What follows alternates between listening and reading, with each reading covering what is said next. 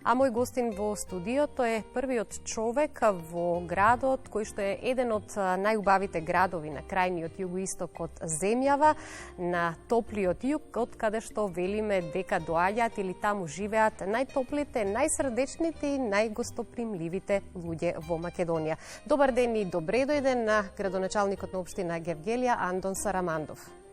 Добар ден и добро ве најдов. Благодарам за поканата да бидам денес ваш гостин.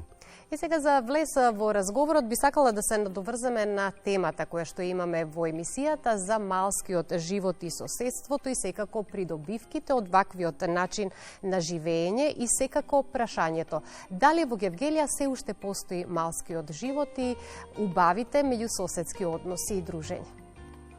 Видите, Гевгелија од секогаш бил отворен град, како што кажавте, познат по гостопримството и по љубезноста на гевгеличани, или како што знаеше да каже еден наш познат шоумен, после тунелот на Демеркапија, сонцето силно свети и ве пречекуваат секогаш прекрасни луѓе. Гевгелија е мало градче, луѓето се познават, се дружат се уште во своите мала и меѓусебно се почитуваат. Првото мало во Гевгелија, колку што паметаме, Дери мало, после Втората светска војна, кога градот Гевгелија имал 5000 жители. И убаво е што денес, особено помладите, поголем дел од помладите и покрај времето на социјалните мрежи и на глобализацијата, ги наследуваат навиките од постарите и ги продолжуваат традициите и обичаите. Така. Мора да истакнеме дека Гевгелија како град има стратешка позиција на крајниот југоисток во Македонија, прва станица за влез во земјава, можност да се почувствува и културата, и уметноста, и гастрономијата, традицијата и гостопримството во земјата. Па како ја ползувате оваа поволност што ја имате како град на крајниот југоисток? Да, Гевгелија има одлична местоположба. Гевгелија бил транзитен центар уште во средината на 19 век.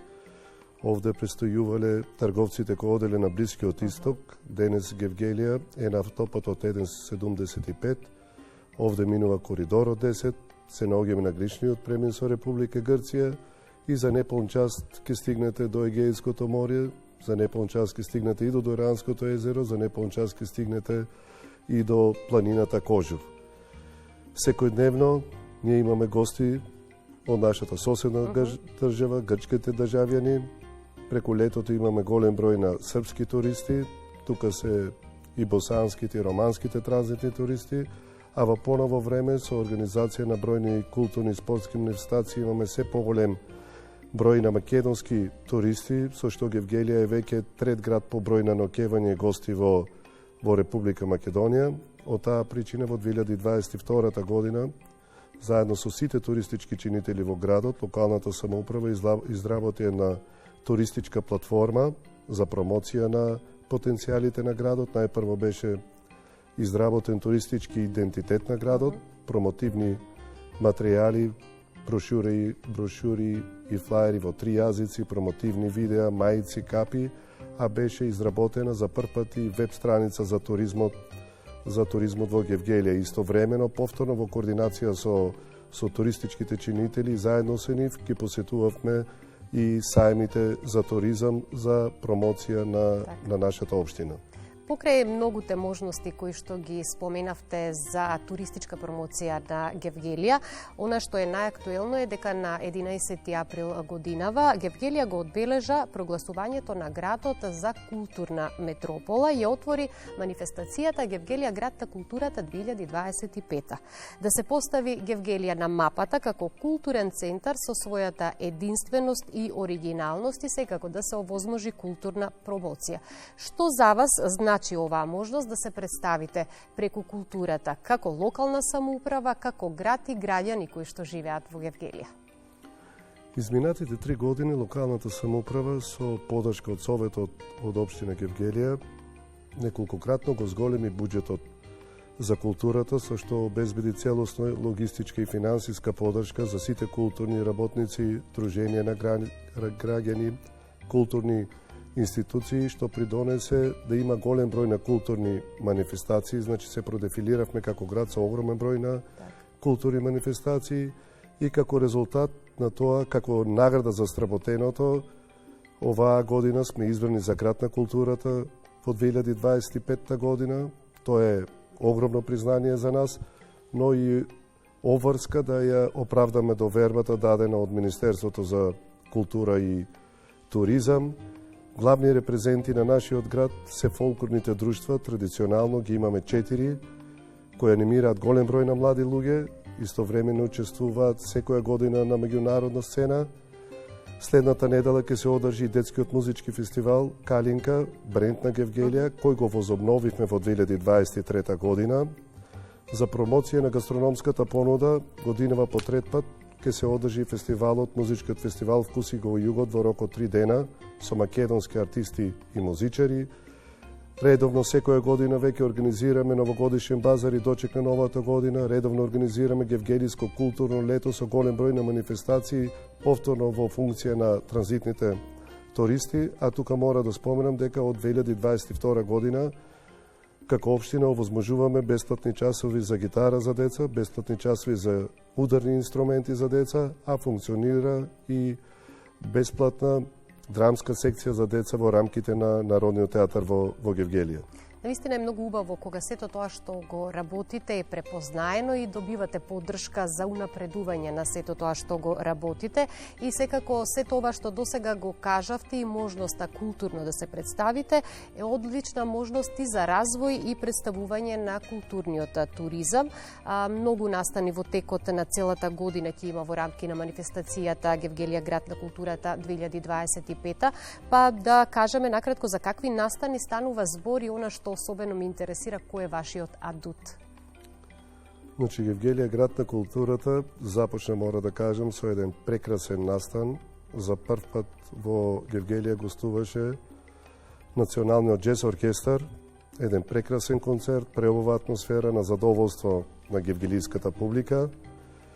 Во текот на годината ќе се одржат над 150 концерти од областа и на музиката, и на ликовната академија, и на театрите, и од сите културни сфери. Оваа недела имаме богата културна програма, од причина што Гевгелија го прославува заштитникот на градот Спасовден. И токму вечерва е главниот настан. Во оваа прилика сакам да ги поканам сите што може да бидат присутни во 19:30 на градскиот плоштад во Гевгелија. Најпрво ќе ги проследиме перформансите на најмладите од танцовото студио Мистик, а потоа следува концерт модерен француски џез, кој што верувам дека повторно ќе направи една убава атмосфера. Убаво споменавте сите овие настани и манифестации се одлична можност за уживање во културата на граѓаните на Гевгелија, но би рекла и граѓаните на околните градови, граѓаните од цела Македонија и па и соседните држави. И секако споменавте дека Гевгелија е важен туристички центар кој културата сушност ја вградува во туризмот, ни сето ова што го споменавте, но покрај тоа што Гевгелија се развива на културно поле, забележителен е инфраструктурниот развој, како и развојот во делот на урбанизмот и повторно сето тоа во насока на туристичка промоција. Кои се вашите приоритети во овој дел? Значи, кога ја презедов функцијата градоначелник на општина Гевгелија, мој приоритет беше реализирање на планираните активности, но и на новите што ќе произлезат од барањата на граѓаните со цел да развиваме Гевгелија како урбана и модерна заедница. Беа реализирани голем број на проекти, дел од нив се од патната инфраструктура, каде што имаме голем број на реконструирани нови улици и во градот Гевгелија, но и во сите населени места. Овде ќе ја издвојам реализацијата на новата улица Свети Климент Охридски, проект кој беше приоритетен во мојата програма или попознат во Гевгелија како Западен булевар. Истиот е завршен со реализација, денови веќе биде пуштен во употреба, со што решаваме еден децениски проблем кој што го создаваат транспортните возила во централното градско подрачје и особено сообраќајниот хаос пред основното училиште Крсте Мисирков. Исто така би издвоил уште еден патен правец, уште една сообраќајна врска која беше пред 3 години изградена, а тоа е новиот новата сервисна улица до граничниот премин Богородица, со што Гевгелија доби уште една сообраќајна врска до граничниот премин, а тоа е од голема важност во летниот период кога имаме голем број на туристи. Во делот на комуналната инфраструктура, во првите 2 години од мојот мандат реализиравме еден суштествен проект изградба на атмосферска канализација во централното градско подрачје во должина од 6500 метри, а со оглед на тоа што во оваа година ќе се реализират уште неколку помали такви проекти за изградба на атмосферска канализација, Гевгелија веќе 2026 година ќе биде единствената општина во Македонија со над 90% покриеност со атмосферска канализација. Во делот на комуналната инфраструктура, исполнато е уште едно ветување, беа изградени 3 водоснабдителни системи, поточно 3 цевководи до населените места Негорци, Богородица и Пардејци. Жителите од овие населени места сега имаат редовно снабдување со вода преку целата година. Во делот на животната средина реализиравме повеќе проекти. За прв пат е изграден парк на површина, модерен урбан парк на површина од 6500 метри, прв од таков тип во Гевгелија. Една година веќе функционира и новиот спортско-рекреативен центар Топлик, а во централното градско подрачје беше изграден и инклузивен парк во соработка со приватниот сектор. Исто така во делот на животната средина ја затворивме старата депонија која во летниот период представуваше огромен проблем за гевгеличани. Пуштена е во употреба новата времена депонија, која што ќе функционира до реализација на регионалните депонии кои се во планските активности на Министерството за животот, средина и планирање, а во изминатиот период беа изградени 6 фотоволтаични централи за потребите на јавните институции во надлежност на општината. Во делот на труд и социјална политика и овде имаме едно ветување и реализација на еден голем капитален проект, нова градинка, која што ќе биде со капацитет од 135 деца, веќе целосно завршена реализацијата, се чекаат согласностите од Министерството и во наредниот период и овој проект ќе биде пуштен во употреба. Во овие 3 години имаше големи зафати од делот. Голем број на проекти. Да, повелете. Во делот на спортската инфраструктура, иако во програмата има ветено 4 спортски игралишта за реконструкција и обнова, досега се реконструирани и обновени со тартан подлога и вештачка трева 12 игралишта, од кои што 8 во градот Гевгелија и 4 во населените место Давидово, Моин, Пардејци и во Негорци. Исто така, оваа година се реализираше уште еден значаен проект од спортската инфраструктура, откако изработивме техничка документација, Министерството за спорт ни одобри нова модерна атлетска патека и ставена е веќе во функција. Во изминатиот период беа изградени 6 детски игралишта во населените места Горничет, Мрзенци, Кованац, Негорци, Богородица и Пардејци, а исто така во населените места имаме уште 3 капитални проекти во овие 3 години. Спомена фотофолклорните друштва ни се репрезенти на градот и во таа насока реконструиравме 3 младински дома, од кои што 2 беа веќе разрушени, не беа во функција. Значи нови, модерни, репрезентативни објекти добија Богородица, Пардејци и Моин, и овие младински домови веќе ги користат локалните жители. Во Миравци имаме изградено нов пазар, веќе е во функција. Пред 2 години беше изградено прифатилиште за бездомни животни во јавното претпријатие Комуналец за комунални дејности во Гевгелија. Во Богородица беше реконструиран стариот објект на Винјук и веќе е во функција. Тука беше реконструиран и домот на пензионерите. А исто така и во училиштата, во гимназијата, целосна опремена и обновена угостителската сала, со што сега учениците од угостителската струка ги имат најсовремените услови за одржување на настава. Во основното училиште Крстен Мисирков направивме целосно поплочување на училиштето и реконструкција на сите санитарни јазли.